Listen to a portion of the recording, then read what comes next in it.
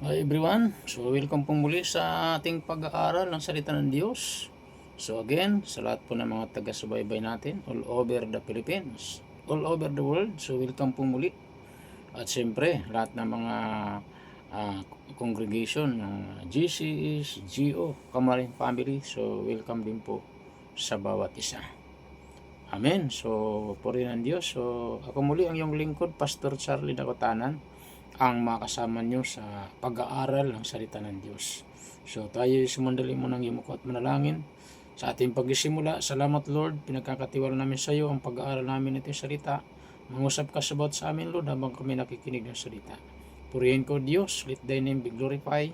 Panginoon, sa kabuuan ng pag-aaral namin ng itong salita. In Jesus' name, Amen, Amen, Amen. Purihin ng Diyos. So, pinag-uusapan natin patungkol po sa pananampalataya. So, nung nakaraan ay binahagi ko po sa inyo about the strength of faith. So, ngayon naman po, ang nais ko pong i-share is faith that please God. So, pananampalatayang nakakalugod sa Panginoon. Nasa Hebrew 11 verse 6 pa rin po ang ating foundation verse. No, sabi dyan, and without faith, it is impossible to please God. So, yan po yung keyword natin. Kaya ang ating topic ngayon, faith that please God. Yan, panampalatayang nakakalugod sa Diyos. Kaya ang keyword natin dito ay please God. Yan. And without faith, it is impossible to please God. Because anyone who comes to Him must believe that He exists and that He rewards to those earnestly seek Him. Hallelujah. So Tagalogin natin, at hindi kinalugdan ng Diyos, hallelujah, ang hindi nananalig o nanampalataya sa Kanya. Bakit? Sapagkat ang sinumang lumalapit sa Diyos, take note, ay dapat maniwalang may Diyos. At siya ang nagbibigay gantimpala sa mga humahanap sa Kanya.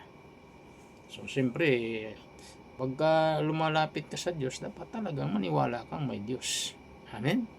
So, yun po yung ating foundation verse, Hebrew 11 verse 6. Once again, thank you sa mga salita, Lord, naming mapapakinggan. Salamat po sa makapahayagan ng salita. In Jesus' name, Amen. Amen. So, faith that please God. So, panampalataya nakakalugod sa Diyos. So, sabi nga, without faith, it is impossible to please God. So, kung walang pananampalataya, so imposibleng malugod ang Diyos. Ngayon, pag nanampalataya naman tayo sa Diyos, ano yung pananampalataya na nakakalugod sa Diyos? Amen? Hallelujah. So, take note, faith is central to the Christian life. Sa ating simpleng introduction. So, ang pananampalataya, ang pinakasentro ng ating Kristiyanong pamumuhay. Amen? That's the center of our Christian life. Pananampalataya. Amen? So, it's not just believing that God exists, but trusting Him deeply and living in obedience to His Word. So, hindi lang po ito paniniwala na buhay ang Diyos o nag-exist ang Panginoon, kundi ito rin po pagtitiwala ng malalim. Amen? At pamumuhay ng may pagsunod sa Kanyang mga salita. Amen? So, ang Diyos natin ay nag-exist. Amen? Buhay ang ating Diyos. Hallelujah. So, dapat natin siyang pagtiwalaan. At siyempre, nandun po yung ating pagtitiwala sa Kanya ng malalim at namumuhay tayo sa pagsunod sa Kanyang salita. So, the Bible highlights that faith pleases God, and understanding what kind of faith does so help us grow closer to Him. Amen. So, kaya napaka-importante na maintindihan natin ano ba yung faith na nakakalugod sa Panginoon. Faith that please God. Amen. Okay, so punta na po natin yung ating mga key lesson dito sa ating pinag-aralan about faith that please God. Okay, so ano ba yung panampalataya na nakakalugod sa Panginoon?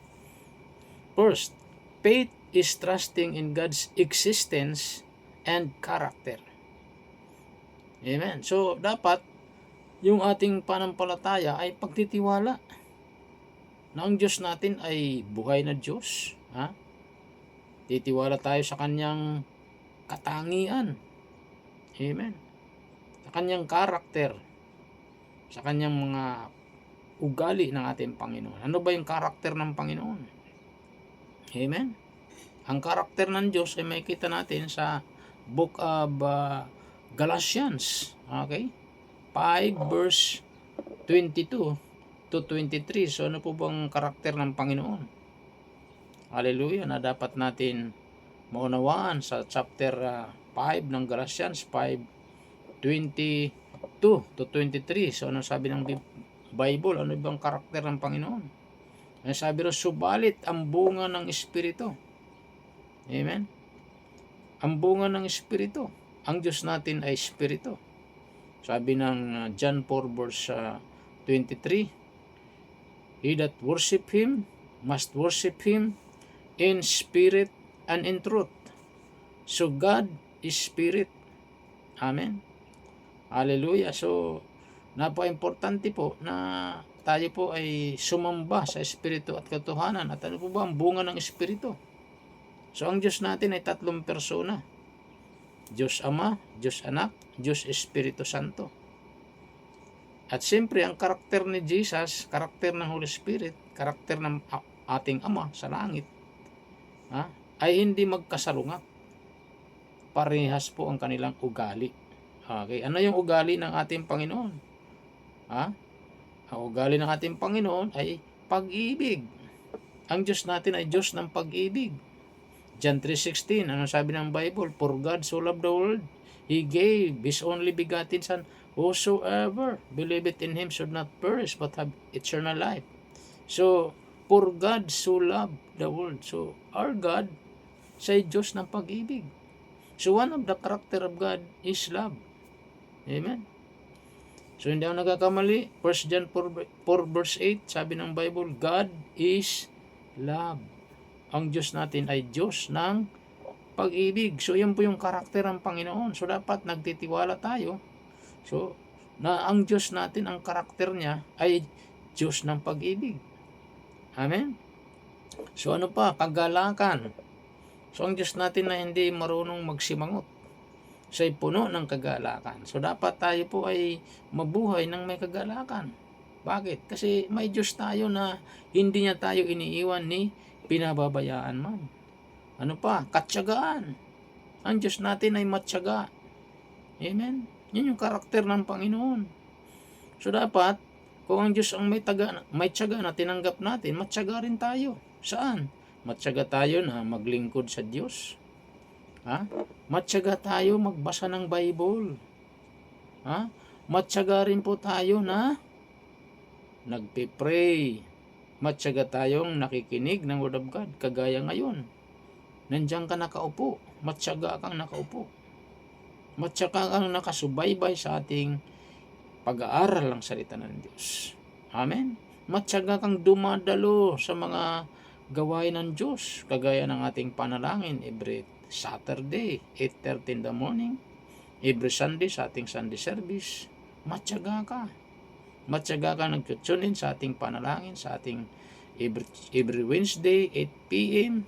Matyaga ka nag-tune in sa ating midweek service, every Thursday, 6:30 p.m. Yun yung karakter ni Lord. Amen? Ano pa? Na karakter ng Diyos, kabaitan. Ang Diyos natin mabait. Dapat ikaw at ako'y mabait din po. Amen? Dahil mabait ang Diyos na tinanggap natin. Yun yung karakter ng Panginoon. Ano pa? Kabutihan. Ang Diyos natin puno ng kabutihan. Kailanman di siya gumagawa ng kasamaan. Kaya dapat tayo rin po ay mabuti. Mabuting tao. Hindi tayo masamang tao. Nakakalungkot lang po. Sa mundo natin, napakaraming masasamang tao. Kaya kailangan natin ipangaral ang Ebanghelyo ng Panginoon para yung mga taong masasama ay maging mabuti rin po sila. Magkaroon sila ng banal na takot sa Panginoon. Kaya sila masama kasi wala pa silang takot sa Diyos. Kasi ang isang taong may takot sa Diyos, hindi na po siya gumagawa ng masama. Amen? Paghaharian siya ng ugali ni Jesus. Kaya pag tinanggap natin si Jesus, tinatanggap natin yung ugali ng Panginoong Hesus sa buhay natin. Kaya ang buhay natin nagiging mabuti na. Amen. So, kagaya ko nung araw, nagpatutuloy ako sa inyo. So, dati, mga masasama ang ginagawa ko. Ha? So, suntukan din ako nung araw. Pag ginahamon ako, hindi ako umuurong. Hindi tama yun Kasi nga, nagagawa ko lang yun noon. Kasi wala pa yung ugali ni Kristo sa buhay ko. Okay? Palaban sa magulang, sugarol, ganyan ang mga ginagawa ko. Nabanggit ko na sa nakaraan. So, palainom ng alak. Ha? So, ganyan ang buhay ko. Ha? So, mga masasama mga ginagawa ko, palaban sa magulang, masama yun. Okay? So, bagamat mayroon din akong kabutihan, pero nangingibabaw yung kasamaan sa buhay ko. Kasi nga, wala pa yung ugali ni Kristo sa buhay ko. Hindi ko pa tinatanggap si Jesus bilang Lord and Savior ng buhay ko. Pero nung tinanggap ko na si Jesus, nabanggit na nakaraan, through radio, through laging tagumpay, that was 1987, September 13, through radio, September 20, doon na mismo sa church ng GCSGO Heart Center. Yun ang pag-renew na aking relationship kay Lord. So, simula noon hanggang ngayon, nabago ang buhay ko. So, yung mga masasamang ginagawa ko, napalitan na ng kabutihan. Kasi ang ugali na ni Kristo ang nangingibabaw na sa buhay ko. Dahil tinanggap ko yung karakter ni Jesus, tinanggap ko si Jesus, na ang karakter ni Jesus ay puno ng kabutihan. So, nagiging mabuti lang po tayo pag si Kristo po ay nananahan na sa buhay natin. Amen? Sa ating sarili, hindi tayo makakapamuhay ng mabuti ng namiminti natin yung kabutihan. Pero pag si Kristo, tinanggap natin sa buhay natin, mamiminti na natin mabuhay na puno ng kabutihan. Katapatan. So, ang Diyos natin ay tapat. Siya yung ugali ni Jesus. Amen? Tapat. Kaya dapat tayo rin tapat, mga tumanggap kay Jesus. Amen? Tapat tayo sa Diyos, sa ating panampalataya. Tapat tayo sa ating mga magulang, mga kapatid. Tapat tayo sa ating asawa. Ha? Tapat tayo sa church na inatinan po natin. Tapat tayo sa ating pagbabalik na ating mga ikapo sa ating Panginoon. Yan yung ugali ng Panginoon. Tapat. Ha? Kahinahunan. Yan. Yung ugali ni Jesus. Dapat mahinahon din po tayo. Amen? Yun ang ugali ng Panginoon. At pagpipigil sa sarili. Yan. Marunong tayong magpigil sa sarili. So pag tinanggap natin yung karakter ni Jesus, pinaniwalaan natin yung karakter ni Jesus, nagtiwala tayo na ang Diyos natin ay buhay at ang kanyang katangian. Hallelujah. So yan, magiging maganda rin po ang buhay natin. Yun nakakalugod sa Diyos. Ha? Faith that please God. First is faith is trusting in God's existence and character. Take note, to please God, faith must begin with belief that He is real and trustworthy. Yun ang nakakalugod sa Panginoon. Para malugod natin ang Diyos, ang pananampalataya nagsisimula sa paniniwala na siya ay totoo at mapagkakatiwalaan. Amen? Romans 4:20-21, sabi roon, Abraham did not waver through belief, but was strengthened in faith, fully convinced that God could do what He promised. Amen? So, yun po, napaganda po ni Abraham, example, chapter 4 ng Romans 20:21. So, ano sabi sa Tagalog? Sabi dyan, patungkol kay Abraham, hindi siya nag-alinlangan sa pangako ng Diyos, kundi lalo siyang tumibay sa panalig at pinuri niya ang Diyos. Lubos siyang nanalig na matutupad ng Diyos ang kanyang pangako. Kaya't dahil sa kanyang pananalig, siya'y pinawalang sala. Hallelujah. So, hindi nag-waver si Abraham. Amen? At sa kanyang pananalig, siya ay pinawalang sala. So, number 2, faith that please God. Second is faith requires obedience and action. Amen? Para malugod natin ang Diyos, pananampalataya nakakalugod sa Diyos, ang pananampalataya nakakalugod sa Diyos ay nangailangan ng pagsunod at pagkilos. Take note, genuine faith produces action. It's not passive. So, but it is active. So, ang pananampalataya na nagdudulot ng paggawa o genuine faith produces action. Yung ibig sabihin, yung tunay ng pananampalataya ay nagpo-produce ito ng paggawa. It is not passive, yung parang wala ka lang tibok, wala kang ginagawa. Take note, James 2 verse 17. Anong sabi ng Bible? Faith by itself, if it is not accompanied by action, is dead. Sa ibang translation, faith without action is dead. Sa Tagalog, ang pananampalatayang walang kalakip na gawa ay patay. Amen? Kaya pag sinasabi natin, I believe in God, ako'y naniniwala sa Diyos, pero hanggang bibig lang, tawag doon, patay. Amen? So, kailangan gumawa tayo, kumilos tayo.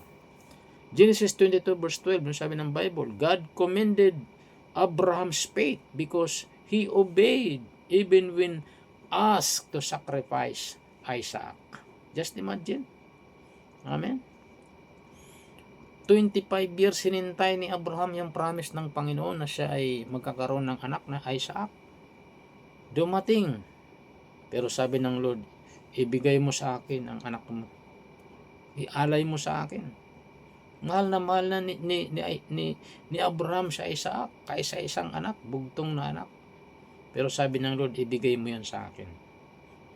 Hindi nagdalawang isip po si Abraham.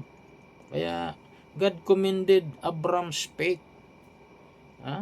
Pinuri ni Lord yung pananampalataya ni Abraham because he obeyed even when asked to sacrifice Isaac. Hindi madali yun. Pero makita natin yung obedience ni Abraham sa utos ng Diyos na alay sa Isaac ay hindi siya nagdalawang isip.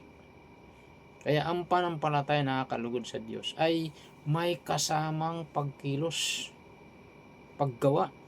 Like Abraham, the father of faith. Kaya nga tinawag siya Abraham, father of faith. Imagine mo yun.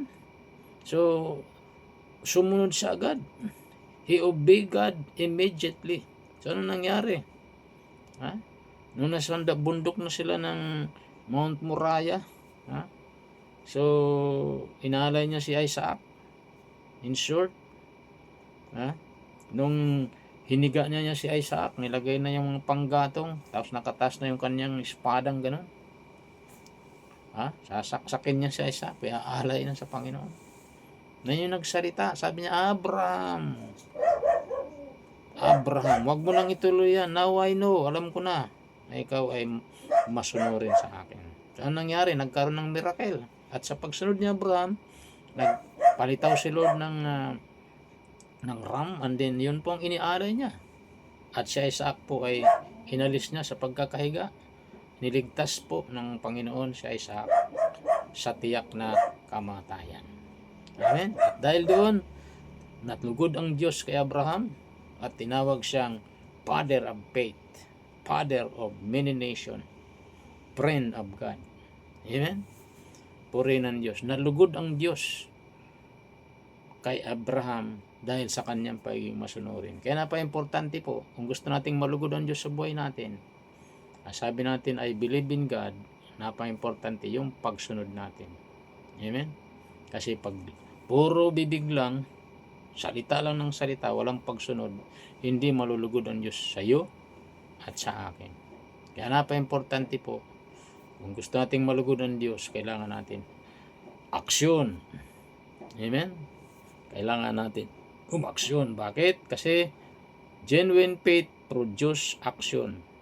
It's not passive. Amen? Hallelujah. So, yun po yung pangalawa. Faith requires obedience and action.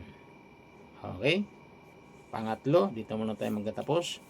To be continued po tayo. Faith trust God's promises even when not seen. Amen? So, ang pananampalataya ay pagtitiwala sa mga pangako ng Diyos. Even though hindi natin nakikita.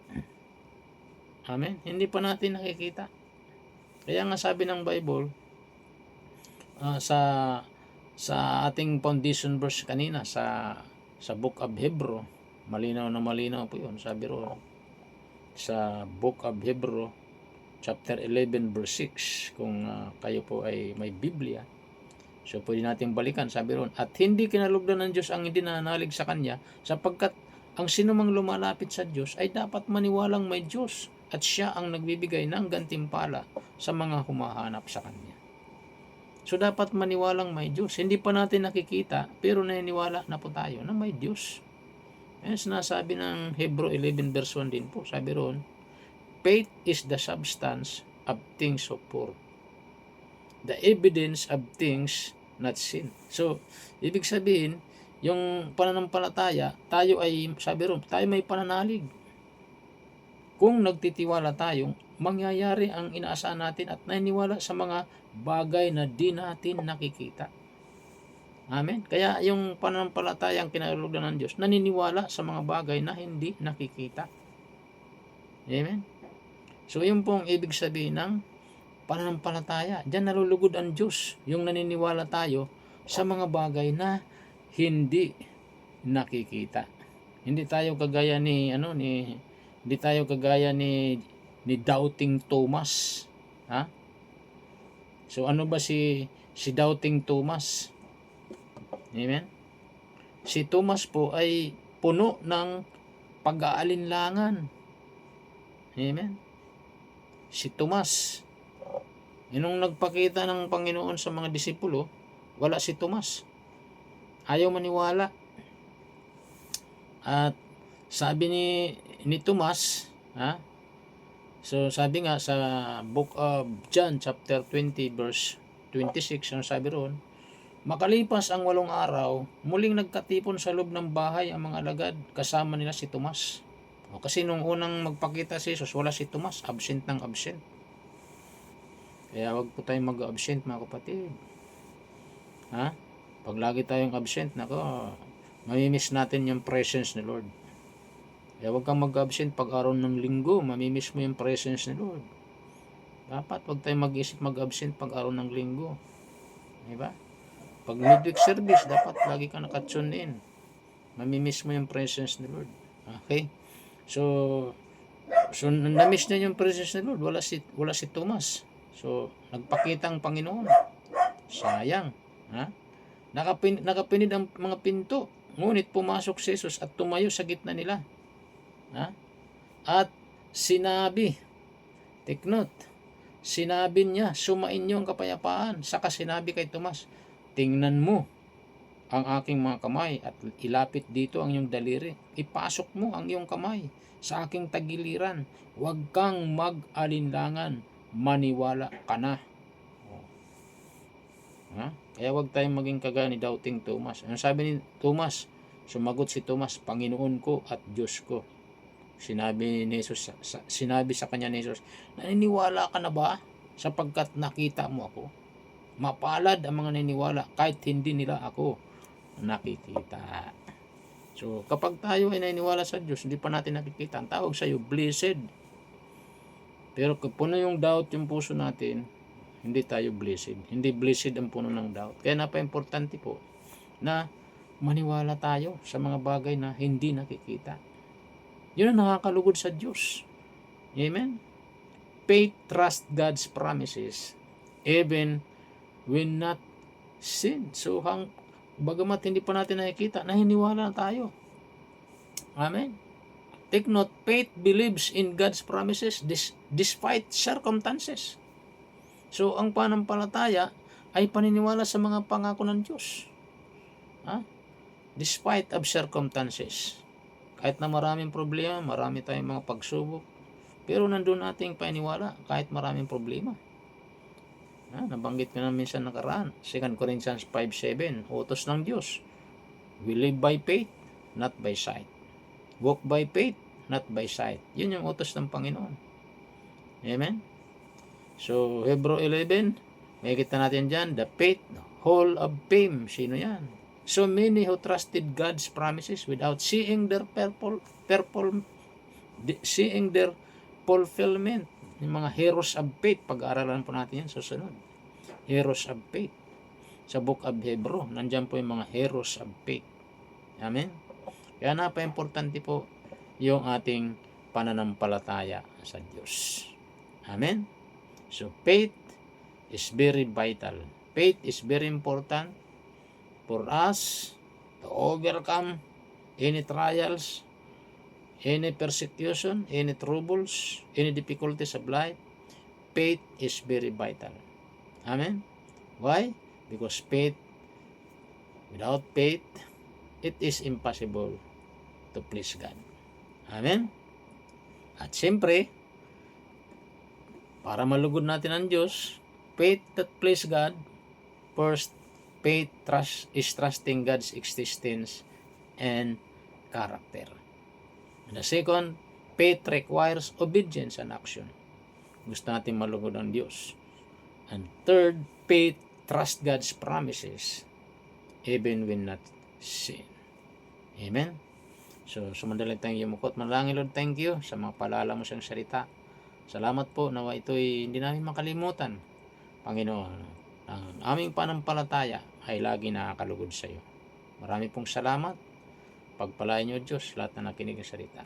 Taas lang po natin ating mga kamay. Sundan natin maiksing panalangin. Sabi natin, Panginoong Diyos na makapangyarihan sa lahat, lumalapit ako sa iyo, nagpapakumbaba sa iyong harapan. Humihingi pa ako ng tawad sa lahat ng mga nagawa kong kasalanan. Linisin niyo pa ako ng banal na dugo. Binubuksan ko ngayon aking puso, tinatanggap kita Jesus bilang aking Panginoon at tagapagligtas. Isulat niyo po aking pangalan sa aklat ng buhay. In Jesus' name, Amen, Amen, Amen. Purihin ng Diyos. Ako na lang po manalangin, Lord. Thank you sa lahat po ng mga tumanggap sa iyo. Pagpalain mo silang lahat.